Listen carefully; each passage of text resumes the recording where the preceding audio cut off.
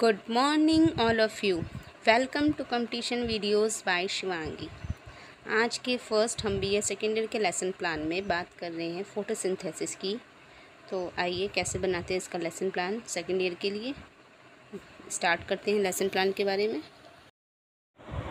जैसा कि आप देख पा रहे हैं ये है लेसन प्लान फोटोसिंथेसिस यानी प्रकाश संश्लेषण का, ठीक है। और ये है क्लास 8th का टॉपिक, ठीक है। 35 मिनट के टॉपिक में आपको BEd सेकेंड में जो लेसन प्लान बनाना है साइंस का, प्रकाश संश्लेषण यानी फिजिकल साइंस में, उसमें आपको क्या क्या लिखना होगा। जैसे पहले पाठ योजना है, फिर विषय विज्ञान का प्रकरण कक्षा 8 का ये टॉपिक है। 35 मिनट का आपको टाइम ड्यूरेशन दिया जाएगा। सामान्य उद्देश्य लिखने होंगे जिसमें आपको छात्रों को बताना होगा कि उनका क्या उद्देश्य उसको चैप्टर को आपको पढ़ाने का। जैसे बच्चों के वैज्ञानिक दृष्टिकोण डेवलप करना, ठीक है। फिर विद्यार्थियों में वैज्ञानिक सिद्धांतों को दैनिक जीवन में उसका कैसे उपयोग करते हैं इसका विकास करना। विद्यार्थियों में तथ्यों प्रत्ययों को यानी जो भी कॉन्सेप्ट्स आप बता रहे हो चैप्टर में फोटोसिंथेसिस के बारे में उसको समझाने की बच्चों में डेवलप करना, इनबिल्ड करना स्किल को। फिर विशिष्ट उद्देश्य में इस चैप्टर का विशिष्ट उद्देश्य क्या है, ठीक है। छात्र इससे क्या समझ पाए हैं इसके बारे में अगर आपको बताना है तो बताएंगे कि छात्र प्रकाश संश्लेषण के बारे में ज्ञान प्राप्त कर सकेंगे, ठीक है। दूसरा, जब आप इस चैप्टर को पढ़ाएंगे तो विद्यार्थियों में या छात्रों में जो प्रकाश संश्लेषण के बारे में जानकारी प्राप्त करने की रुचि उत्पन्न हो सकेगी, ठीक है। इसी तरह आपको कुछ पॉइंट्स अपने से भी बनाना है, आप कुछ एडिशनल भी बना सकते हैं। ज़रूरी नहीं है आप 2-3 पॉइंट्स में लिखें या इसके लगभग 5 पॉइंट भी बना सकते हैं, लेकिन चूँकि साइंस अपने में ही एक लिमिटेड टॉपिक है तो आप इसके बारे में ऐसे लिख सकते हैं। फिर इसमें अब इसके बाद जब आप सामान्य उद्देश्य विशिष्ट उद्देश्य लिखने तो आपकी क्या क्या सहायक सामग्री आपने इस टॉपिक पे रिलेटेड यूज़ की। देखें जैसे चौक है, डस्टर है, कॉमन होता है, रोलर चार्ट या रोलर चार्ट है, संकेतक है, ठीक है। आप कोई डायग्राम यूज़ कर रहे हैं या मॉडल यूज़ कर रहे हैं तो आप उसे भी ऐड कर सकते हैं। आपने कौन सा मेथड यूज़ किया, लेक्चर वगैरह उसके बारे में बता सकते हैं। उसके बाद जब आप सहायक सामग्री लिखेंगे तो आपको पूर्व ज्ञान, मतलब आप जब भी कोई नया टॉपिक पढ़ाते हैं तो उसी चैप्टर के जब भी कोई टॉपिक दूसरा स्टार्ट करेंगे तो वो पहले से रिलेटेड होना चाहिए। तो इससे कि छात्र प्रकाश संश्लेषण के विषय में सामान्य जानकारी रखते हैं। एक बच्चों को छोटे क्लास में प्रीवियस क्लास में एक जनरल नॉलेज दे दी जाती है कि ऐसे फोटोसिंथेसिस का प्रोसेस होता है, मगर जब नेक्स्ट क्लास में जाता है तो कुछ कॉन्सेप्ट्स थोड़े एडिशनल हो जाते हैं। तो बच्चे बेसिक नॉलेज रखते हैं, जानते हैं।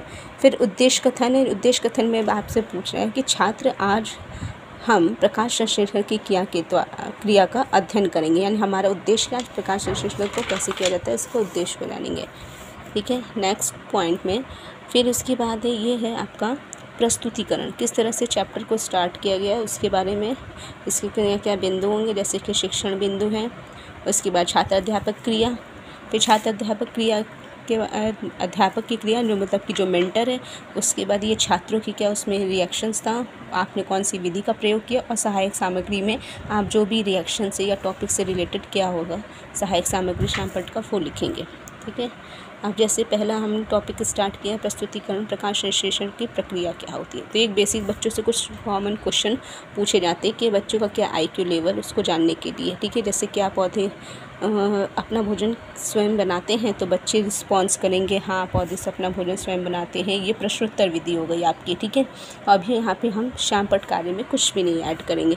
फिर दूसरा क्वेश्चन भी इसी प्रकार है कि किस प्रक्रिया के द्वारा पौधे अपना भोजन बनाते हैं, ठीक है। तो अब यहाँ पे बच्चे बताते हैं कि प्रकाश संश्लेषण की क्रिया, क्योंकि हमने पहले उन्हें बता दिया कि पूर्व ज्ञान से रिलेटेड जोड़ के ये भी हमारी प्रश्नोत्तरी ही विधि में आएगा, ठीक है। उसके बाद हमने इसमें थोड़ा सा अब व्याख्या किया चैप्टर की, ठीक है। तो यानी विकासात्मक क्वेश्चन है, हमने चैप्टर का विकास किया, वह आगे बढ़ाने का प्रयास किया कि वह क्रिया जिसमें कि पौधे वायुमंडल की कार्बन डाइऑक्साइड तथा जल को क्लोरोफिल व सूर्य के प्रकाश की उपस्थिति में स्टार्च बनाते हैं या मंड बनाते हैं, उसे प्रकाश संश्लेषण कहते हो।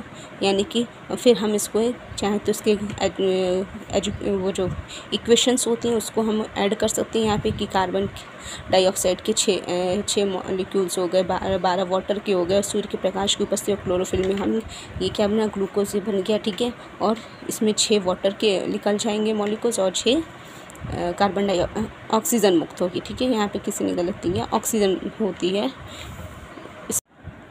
आइए अब कुछ नेक्स्ट बोधात्मक प्रश्नों के बारे में जानते हैं, जिससे कि टॉपिक थोड़ा सा और जान सके कितना बच्चे समझ पाए हमारे टॉपिक को। जैसे प्रकाशेषण की क्रिया किसके द्वारा होती है, प्रकाशेषण की क्रिया में पौधे कौन सी गैस ग्रहण करते हैं। इस तरह के 2-3 प्रश्नों के बाद हम पुनरावृत्ति प्रश्न करेंगे।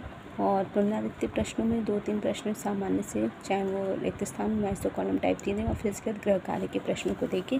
इस प्रकार हमारा टॉपिक ये प्रकाशेषण और कमेंट होगा। जैसे कि आप देख रहे हो टीचर्स ने चेक किया, मेंटर ने हमारे, और फीडबैक दिया, कक्षाध्यापिका ने पौधे की मदद से बच्चों में सिखाया। इस तरह से आप लेसन प्लान बना के कंप्लीट करेंगे। आई होप आपको ये बहुत अच्छा लगा होगा। तो लाइक, शेयर और कमेंट करें तथा ज़्यादा से ज़्यादा बताएं कि आपको ये टॉपिक नेक्स्ट कैसा चाहिए। इस पर हम जल्द ही टॉपिक डालेंगे। Thanks for watching.